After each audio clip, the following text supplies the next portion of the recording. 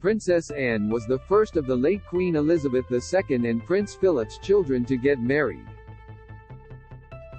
She wed Army officer Mark Phillips in a lavish ceremony at Westminster Abbey.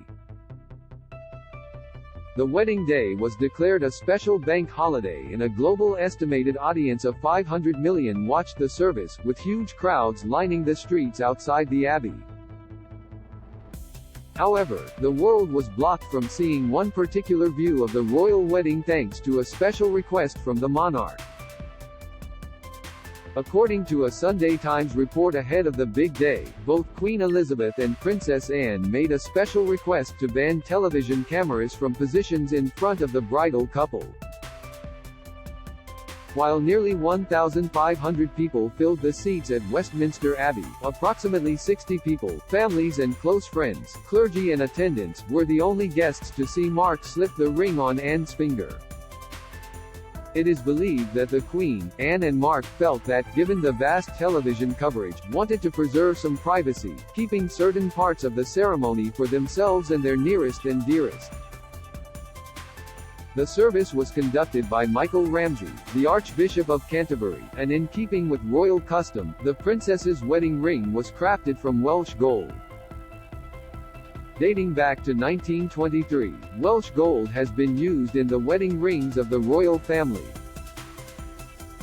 The tradition was started by the Queen Mother, then Lady Elizabeth Bowes-Lyon, upon her marriage to Prince Albert, Duke of York, later George VI. Read more. Charles' biographer details King's harrowing and sadistic school bullying. The Queen made a special request before her daughter's wedding. Image, Getty Images, PA Images. A particular view was blocked from the television audience. Image, Getty. Harry not welcomed by Anne and Sophie Wessex at Philip's funeral. Unearthed accounts. Prince Harry was not welcomed by Princess Anne and Sophie Wessex at the funeral of Prince Philip last year, according to a royal expert. The Duke of Edinburgh's funeral came just a month after Meghan and Harry sat down for their bombshell interview with Oprah Winfrey. Why was Prince Harry allegedly not welcomed at the funeral? Find out here. Anne wore an embroidered Tudor-style dress, with a high collar and dramatic, medieval-influenced sleeves, designed by Maureen Baker, the chief designer for Susan Small. The princess paired it with a pair of diamond cluster earrings and the Queen Mary fringe tiara, which was worn by the Queen on her wedding day in 1947. Mark wore the full scarlet and blue uniform of his regiment, the Queen's Dragoon Guards.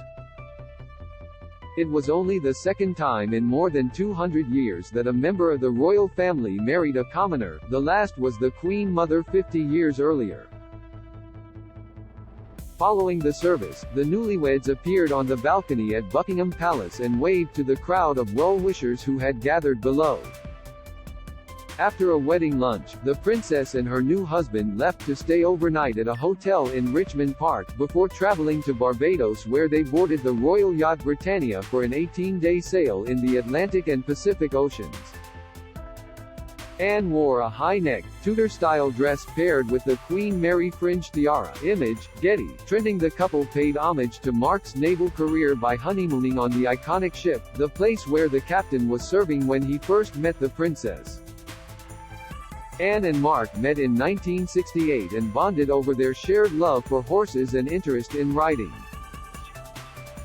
Both were competitive equestrians, with the princess winning the BBC Sports Personality of the Year award in 1971 after her victory at that year's European Eventing Championships, and Mark winning a gold medal at the Olympic Games in 1972.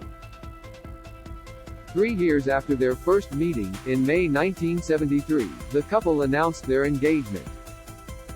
While their relationship ultimately ended in divorce in 1992, after a 3-year separation and 19 years of marriage, the pair have remained amicable. They share 2 children together, Peter, born in 1977, and Zara, who born in 1981. Don't miss. Meghan Markle admitted she has a food fixation, on podcast Insight. Who is your favorite member of the royal family? Poll. Prince Harry obsessed with staying relevant over Prince George. Revealed. Anne and Mark boarded the royal yacht Britannia for their honeymoon. Image, Getty. It was after Zara's birth that Anne and Mark were rumored to have marital troubles. The pair were rarely seen together and both were thought to be involved in extramarital affairs. These issues came to a head, and emerged in the public sphere, when, in 1985, the army officer fathered a child with New Zealand art teacher, Heather Tonkin. Months after her divorce, Anne entered into a happy union with Sir Timothy Lawrence, a naval officer who had served as an equerry to the Queen, whom she had been involved with for years. Her second wedding was a private affair attended by 30 people. It took place at Crathy Kirk in Balmoral as the Church of Scotland allowed second marriages for divorced people.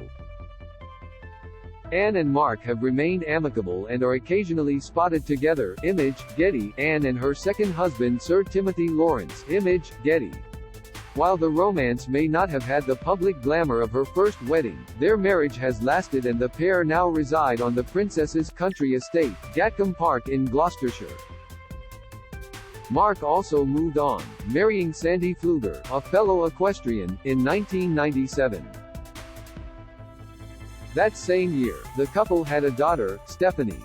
However, after 15 years together, the pair divorced due to the captain's infidelity. Though both Anne and Mark live separate lives, the pair, on occasion, reunite for their children. They have been spotted together at several of Zara's equestrian events and, in July, the princess and the captain reunited for the wedding of Mark's daughter, Stephanie.